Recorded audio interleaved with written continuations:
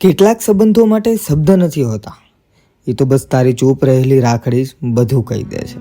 બચપણમાં તું કાયમ મારાથી ઝઘડતી હતી, પણ આજે ખબર પડે છે કે ઝઘડાઓમાં તું મને પગલે ને પગલે પ્રેમ શીખવતી હતી.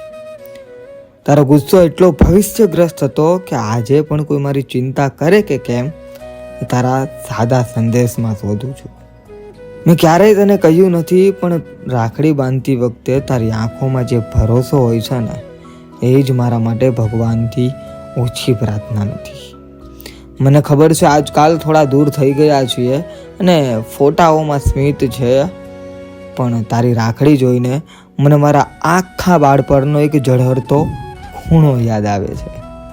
તારી સાથે રમતી વખતે સમજ ન પડતી હતી કે તું મારી સાઈડ છે, પણ આજે દુનિયા સામે ઊભા રહીને સમજાય છે કે દોરો નથી, એ તો મારી તાકાત છે. રક્ષાબંધન એ તહેવાર નથી, એ તો તારા વગરનો મારો ખાલી પડેલો હાથ છે, જ્યાં તું દર વર્ષે તારી ચિંતા, તારો પ્રેમ અને તારા આશીર્વાદ બાંધીને જાય છે.